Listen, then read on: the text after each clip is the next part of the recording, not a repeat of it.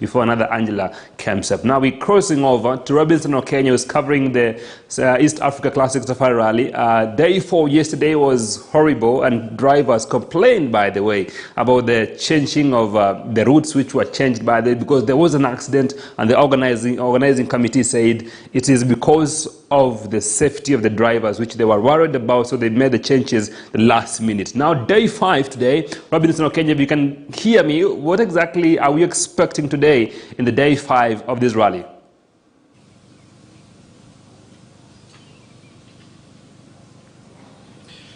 Well, of course, a very good morning to you, Jeff Mogire. We are here in Amboseli. It's a day 5 of the East Africa Classic Safari, rather East Africa Safari Classic Rally. And day 5, it's all about resting for the drivers. But there are people that will not be resting on this day. I know some will be enjoying their Valentine's, but there are people that will not be resting, and that is the service crews. They are making sure that, you know, the vehicles are back to shape after 4 days, which is basically half of the rally. The cars are to their best shape before they get into day 6 tomorrow. That will be within Amboseli. Remember, yesterday we had drivers complaining of the cancellation of stage 11 and 12, and some felt that this could have given, had they taken part in those 2 stages, it could have given them probably a chance of moving up the leaderboard. Some were really agitated that they did not get a chance to take part in the 2 stages at the end of the day.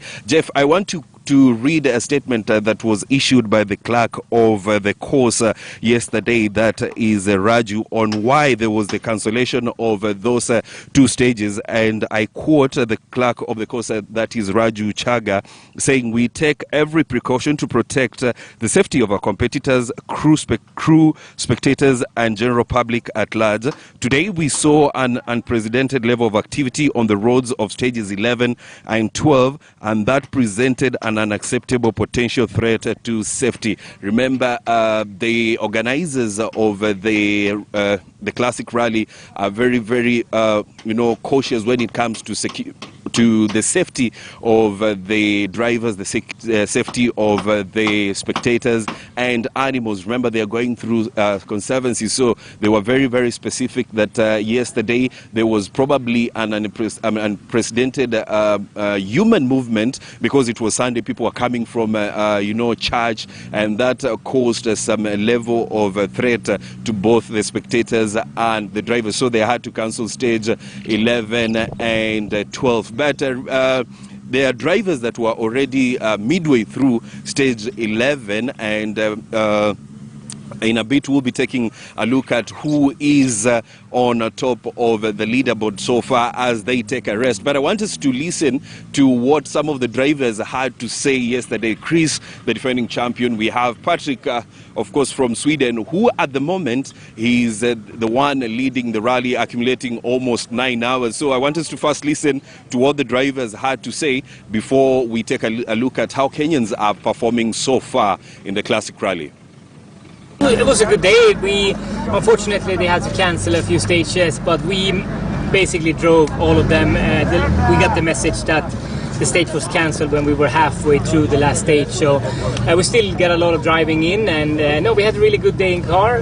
Really enjoyed the stages. Okay, it's always more fun to be able to drive all the stages, but I'm sure they had a good reason why they had to cancel the stages, so we just have to trust the organizers that they're always taking the best decision with the information they have. So all good, but we're really looking forward to the second part of the event. Absolutely, the stages are so long and there's so much things you need to take in.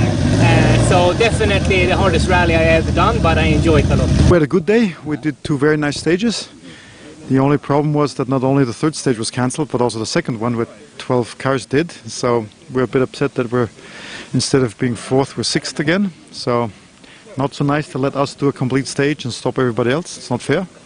But that's rally. The strategy was how you go about on a marathon stage. There was no service between 11 and 12, so we took it easy on the car.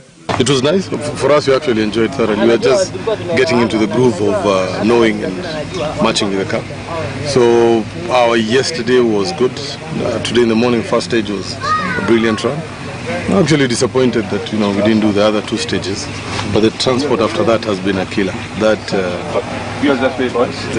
we were lucky that tomorrow is a rest day. Let's put it like that. I would say we are trying our level best, considering what we have for now. We really appreciate that car.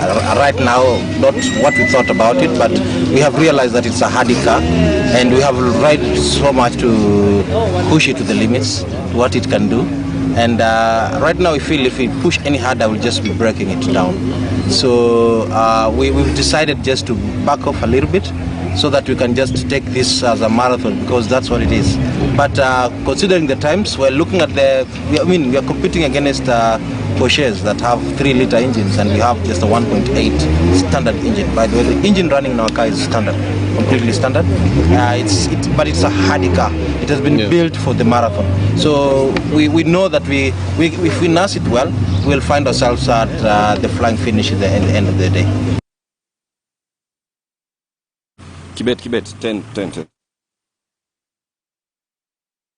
So some of the drivers speaking yesterday after the completion of day 4. Now you may be asking yourself, what goes behind, the driver and the co-driver and the car that they have. But we are here at the service park in Amboseli, and behind me some of, the service crew taking the cars and making sure that they are in shape. Of course, taking every measure to ensure that these cars, when they get back on the road, that is tomorrow, in the first, day 6 of this championship, that everything is up to speed, making sure that, the tires are replaced, the suspensions are right, and of course that once the drivers are back on the road, they move or sail smoothly through the course that has been provided. Some of the vehicles that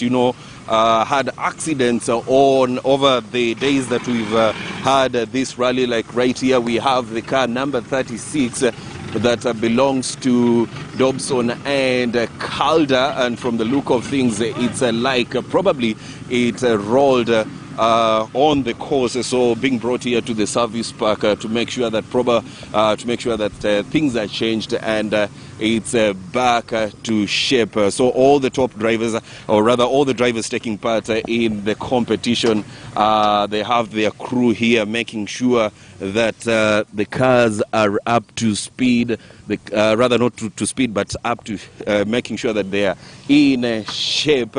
And some of the cars already, or rather still parked. They're waiting for the service crew to come and pick them from where they are parked. I've seen the car for Baldev Chaga. I've seen the car for, of course, Carl Tundo. Will try and see whether we can get them as the day goes on, so that they can give us, their insights on how so far the competition has been for them. The car that is coming, that is car number 29. That belongs to Sakil Khan and Asad Mughal. That is the car that is heading to the service park to make sure that everything is right for them. And of course, for Sakil Khan and Asad Mughal, they are currently 30th on the leaderboard in their Ford Escort MK1 from L-Sport. That is the Ford Escort MK1. They are currently 30th on the log, having accumulated 12 hours, 24 minutes and 08.19 seconds. Now, Jeff, of course, let's take a quick look at the leaderboard after completion of day 4 yesterday. Patrick Sandel is currently ranked number 1, position 1, accumulating 9 hours, 16 minutes, 46.7 seconds. Remember, he's co-driven by Henrik Bolinda. And then, of course, number 2 is Baldev Chaga and his co-driver Drew Starrock. Currently 9 hours, 18 minutes, 29.2 seconds. Ian Duncan is third, followed by the defending champion Chris Rosenberg, co-driven by Nicola Bleacher at number 4. And number 5 is Kenyan Piers Dakin and Pierre Arias. And of course, the other Kenyan at number 6 is Raj Barij and Tausef Khan. That is how the top 6 is at the moment. Of course, Jeff, I'm hoping that as the day goes on, we'll get to speak to the drivers before probably they head into the game park to go and enjoy their rest day. And we'll be talking to them at around 1:30 on Inside Sports for them to give us insights on what to expect in the remaining part of the rally. Back to you, Jeff.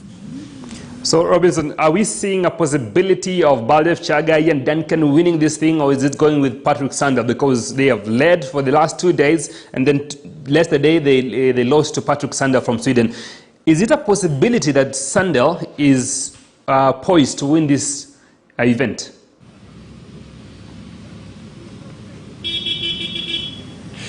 Well, of course, it's a case of, 50-50, Jeff. Remember, for yesterday for Sandel, he'd already gone halfway through stage 11. Baldev Chagai had already begun going into stage 11 when this stage was cancelled. We had other drivers who had gone into stage 11. And why we are saying it's a 50-50 case is we don't know, had they completed the stage 11 and 12, whether the outcome could have been different. And of course, we don't want to wish them bad. But we are hoping that probably Ian Duncan or Baldev Chagai wins this. Remember, for Baldev Chagai, he's won the Mini Classic twice, but he's never won the Classic Safari. He's won the Mini Classic twice. Ian Duncan has won it once. So we are waiting to see whether he can win it for a second time. But of course, eyes will be on Baldev Chagai. He's a veteran as well as Ian Duncan when it comes to rallying in the country. And we will be waiting to see how Patrick will be pushing them probably to the final day of the competition. Thank you so much, Robinson. I don't know if they have told you happy Valentine's, but I'll tell you, happy Valentine's, bro. Now, you take a short break from here. When you come back, you have lots more lined up for you.